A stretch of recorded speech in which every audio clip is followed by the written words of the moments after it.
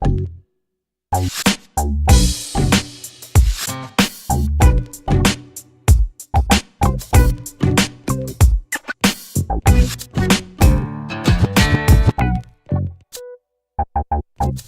you doing, everybody? My name is Octavius Levon Blount.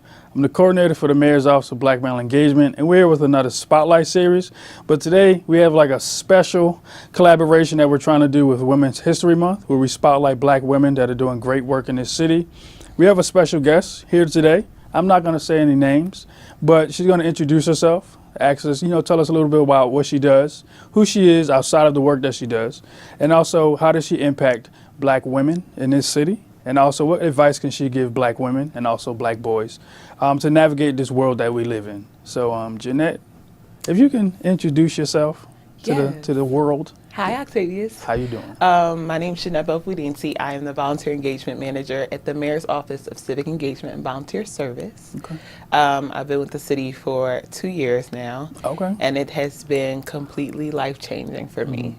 I think one of the coolest things about being an employee with the city of Philadelphia is that, especially I'm a government nerd, and I truly believe that government works when the people work. So I feel like we have a moral obligation if we are activists and people who care about things, especially from the African American community. We need to be a part of this thing. Oh, yeah. So I love being in the building, being able to collaborate and share a vision with other folks that look like me so we can push this thing forward. Okay.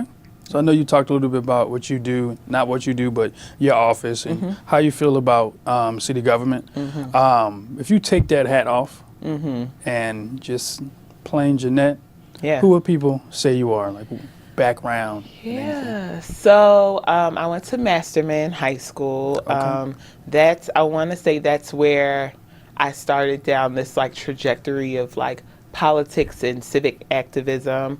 I then attended Howard University for college, where all things having to do with community. One of our motto at Howard is Veritas and Unitas, which means truth and unity. And we learned coming from Howard that you are to reach forward and pull back. I mean, reach back and pull forward. So I didn't have any other choice, right? You go back home into your communities and you try to make it better for the next generation. Also at Howard, I got the wonderful opportunity and was fortunate enough to become a member of Delta Sigma Theta Sorority Incorporated. It is the largest African American sorority in the world. And we do all things scholarship, sisterhood, and service, right? So I am inundated at all times with all things womanhood and giving back to the community, and especially making sure that people know that you need to be educated out here. Oh yeah, yeah, it's really important. I know you. I know you outside of this work right here, but now. Once we put that hat back on, as far as being in the Office of Civic Engagement and Volunteer Services, what's your role and how do you impact that office? Yeah. I used to do some pretty cool stuff. So as the Volunteer Engagement Manager, it is my primary responsibility to connect people to service, right? Also in that role, I get the opportunity to help my colleagues plan days of service. So that's taking large groups, corporations, companies, and then placing them in service opportunities that will actually move the needle, right? So that's a huge responsibility that we don't think about as often. And we have the responsibility as a city to kind of take inventory in our communities and say, who needs what? So the power to be able to take people with money and resources and time and really place them in situations where they can really help is super powerful. So we get to do a little bit of that. We also do programming for youth, which is also really cool because you have to start them early, right? You have to make service and civic engagement a part of their everyday lives. So we do the summer service where students ages 10 to 17 can start to sign up to volunteer and start to really build that into the person that they are, so they become productive members of society. So I get to do some pretty cool work. Okay. Can't complain. Okay. Now, I know you talked about, your work. You talked about womanhood. You also talked about reaching back, pushing forward. With this whole trajectory of women in power, women in leadership, women, taking over. Even though they've already taken over the world before. That's right. How do you see black women that are in leadership now How does that ignite the work that you do and also ignite the fierce woman inside of you? Oh gosh. Well, just starting at a local level, just being able to work with some of these fierce women like Amber Hikes and Javita Hill and just some of the African American women who are really pushing forward the work. I think the beautiful thing about Black women is that Black women have often pushed forward work for everyone, right? Knock down doors for everyone. There's this like maternal care. So from a city level, that's awesome. And then you have on the national stage, you have Michelle Obama, who is one of my idols. To see that woman make it to that space was just, it was life-changing, I think, for all Black women, right? But the thing is, it's funny because the country is just being introduced to Black women probably in this way in so many forms of leadership. But we know these women, right? They're our moms, they're our aunts, they're our cousins, they're our sisters. And it's so nice for them to see them finally get the recognition they deserve and for people to trust Black women with government and leadership because we have a lot to say and a lot of work to do. So I am fired up, proud to be in this space, proud to be in this work, and there's just so much more to do. Yeah. Now, I know you said there's a lot more to do. Yeah. And also you said, reach back.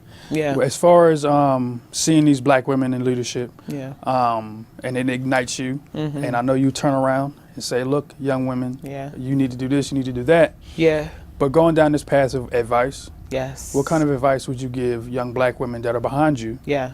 to navigate this world that we live in now? Yeah. And also, what advice would you give young Black men to say, this is how you support us? This is what we need. Yeah. If you can. I think I would start first with self-care. Black women often take on a lot. Yeah. And don't realize how much you've taken on. And that's why there is a lot of health issues in the Black community, right? High blood pressure, stress, because you don't even realize how much stuff that you're taking on. So I would say for Black women first, yes, rest in your power. Take on these leadership positions, take on these roles, but when you need a break, sit back, right? Also, don't be afraid to be the first one in the room that looks like you. Because that means that you can then open the door for other people that looks like you. And sometimes that's scary. It's a scary position to be in. But if you can take the opportunity, if they crack the door open, go in, push in, right? For Black men, I would say to support Black women in that self-care, right? Just as Black women support Black men, right? And then also cheer us on, right? Make sure that you are offering words of encouragement when you see us. Make sure you're asking, what do you need, right? Because Black men also need to realize that they have the benefit of manhood, right? To enter into these spaces and have these opportunities, right? When you're in those spaces, pull a sister in, right? Ask for her advice. Put her on a board. Put her on an email chain when folks are giving critiques about programming and things like that. So that's what I would say. But I think most beneficial to this next generation, to Gen Z, I want to talk about self-care and being aware, right? Take that space. Now I'm going to add a quote from Shirley Chisholm. Yes. She said, if they don't invite you to the table, that's right, bring a folding chair. That's right. How do you think that created a movement for Black women? Yeah. First of all, Shirley Chisholm is a member of Delta Sigma Theta Sorority Incorporated and the first Black woman to run for president. So we have to give all honor to her. Absolutely. It's the same. I feel like it runs in the vein of don't let them crack the door open. Go in, right? Make sure that your voice is heard. Speak up, especially if you have something to say. I feel like very often in the Black community, sometimes we have these internal conversations and then they live there, right? Go to your community meetings, even as young people. Go to these forums where people are sharing, their thoughts on what's going on in our city and what's going on in our community. We have to show up.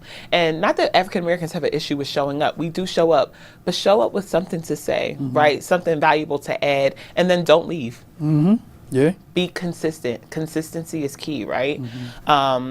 But absolutely, I think bring in the folding chair, keep your folding chair with you at all times. Keep it handy. Keep it handy so you can just pop down, right, and say what you need to say. So, Okay.